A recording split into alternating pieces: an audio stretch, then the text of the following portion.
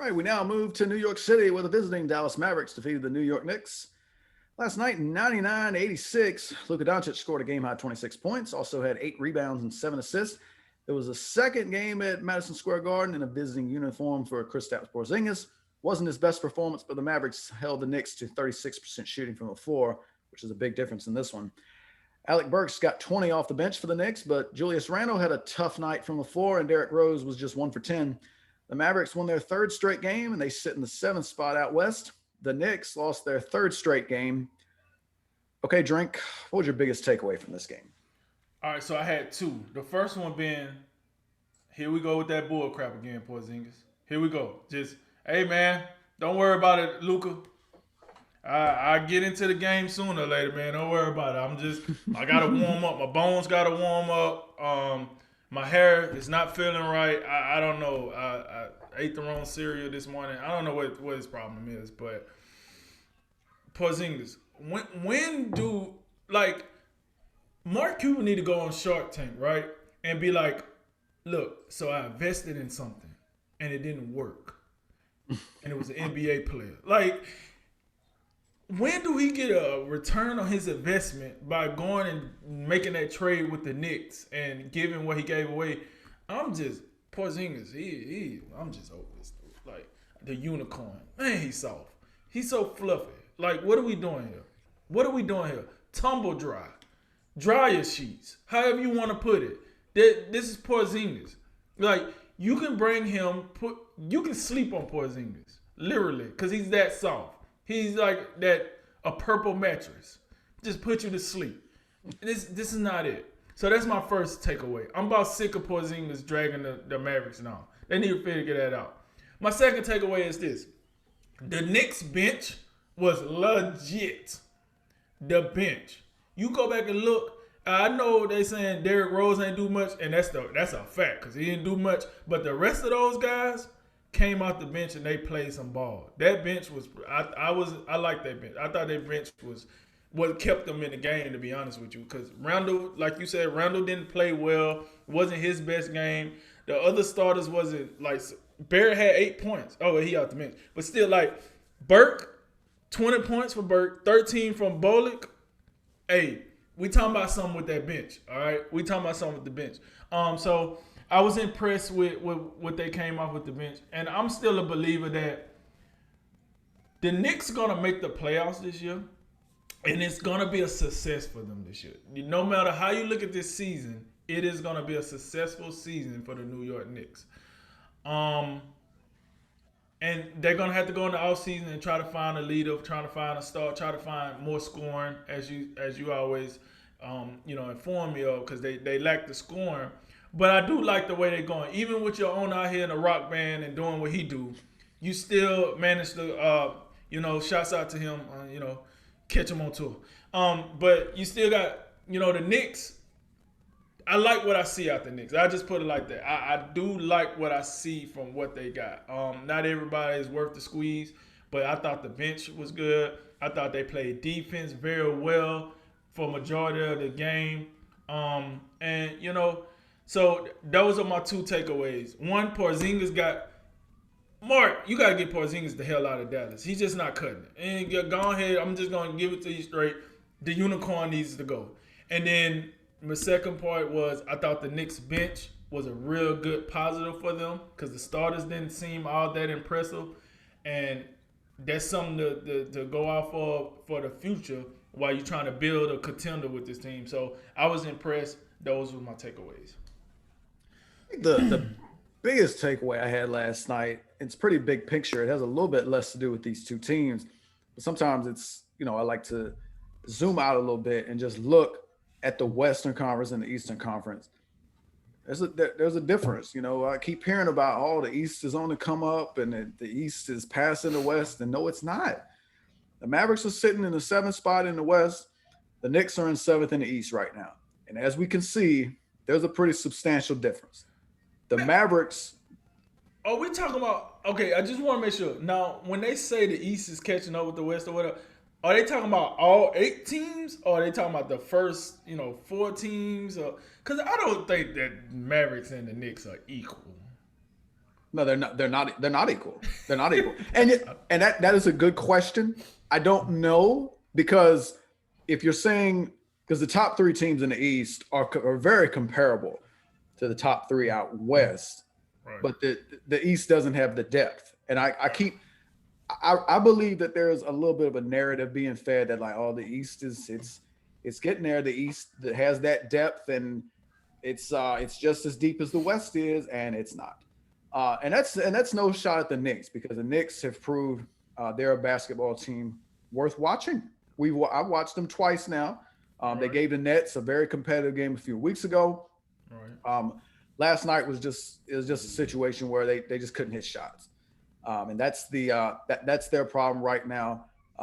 But defensively, they NBA TV had some graphics up last night. They're first in the league in points allowed. They're first in field goal percentage given up. They're first in 3-point percentage allowed.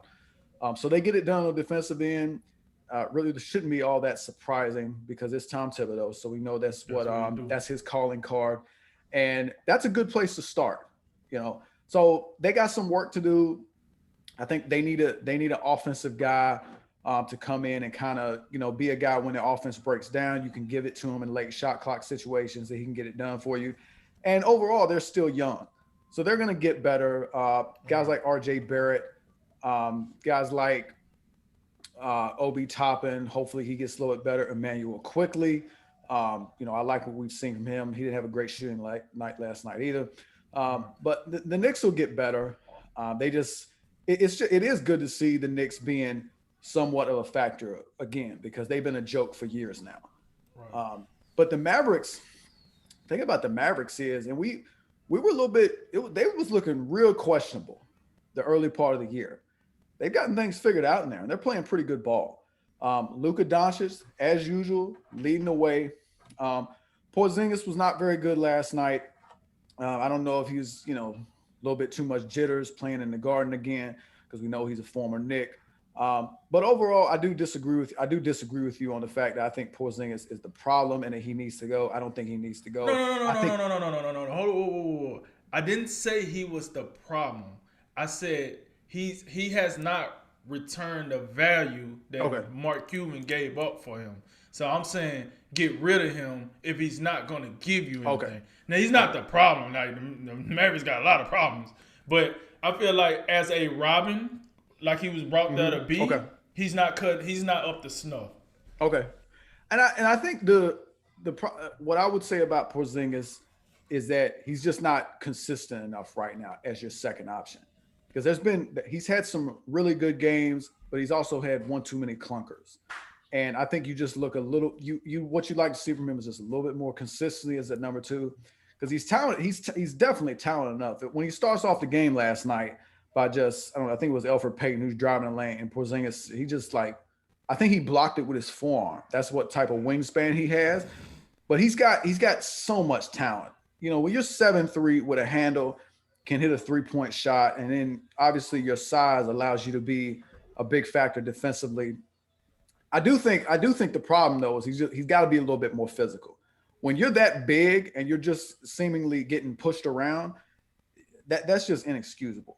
I think he's got to be a little bit tougher. He's got to be more of a factor on the glass. There's room for criticism. The biggest thing I think is just consistency. And I do think, much like I say with Boston, and I'm getting a little nervous about them, but I say the best is yet to come. I will say I still think the best is yet to come from Porzingis. And the big thing is, though, he only has to be the number two because we know the number one is well in hand because Luka Doncic is a superstar in this league. There can be no question. And some of these step back 3-pointers that he hits are just miracle shots in some cases. They look impossible. Even going back to a couple nights ago against Boston, he makes you a believer in some of the shots he takes because the degree of difficulty is just ridiculous. He's playing fantastic. And I would say the worry I had with Dallas last year, and it's still a concern. I'm still a little bit concerned with the quality of their depth because after Doncic and Porzingis, you're kind of left with like, well, who's next? Like, is it Hardaway? Is it a Dwight Powell? Now you have Josh Richardson, Dorian Finney-Smith. But one Oh of the wait, they got guys JJ Redick and somebody else, right? They got some more shooting they around. I do, don't know, I, when they're gonna play, but I don't think, yeah, I don't think JJ Redick is interested at all right now. He wants to go to New York, and I don't know what he wants to do. But another guy that's been very interesting, and I think has improved tremendously, is Jalen Brunson, point yes, guard from yes, Villanova. yes. Uh, the last couple of games I've watched Dallas, he's been highly impressive. I think the first couple of years he averaged 9 points per game. He's up to 13, finishing at the rim, very fundamentally sound, shooting 40% from three now. He's been a big factor, and he's really injecting that team with some life off the bench. Can be another guy, can take some pressure off Luka Doncic to come in and run the offense for you. And of course, the modern day J.R. Smith, as I like to call him, Tim Hardaway. He can get hot in a hurry. He can also disappear for you. He was pretty good last night. I So don't, I I, think I, I don't know if you want to have that comparison with J.R. Smith. I get why you made the comparison, but J.R. Smith, it's a that's long true. resume with J.R. Smith. Yes, yeah. And the comparison I think is just he can get red hot in a hurry, and then there'll be 2 quarters go by, and like, where did he go? Like that's where I'm getting Tim Horton. I'm not talking about like he forget what the shot clock is and they untie people's shoelaces and just all the rest of the nonsense. That's a comparison, but Dallas is interesting. At the seventh spot, it's hard to see them as completely legitimate compared to teams like the Lakers, the Clippers, the Nuggets, so on and so forth. But they're worth watching, and they're going to be a tough out for anybody in a first round playoff series, just as they were against the Clippers last playoffs. So, but again, in the end, I do think it speaks to just the West is still better than the East, and I think this is a perfect example of it. You have a seventh place team in the West, seventh place team in the East. Dallas clearly looks like the better team. They locked in defensively themselves last night. I think that's an area of their team last year where they weren't all that great. Don't forget they didn't have Rick Carlisle last night with the COVID positive test, so they had to. Not that that's a huge deal, but I think it does matter when you have a coach as good as Rick Carlisle, able to overcome that.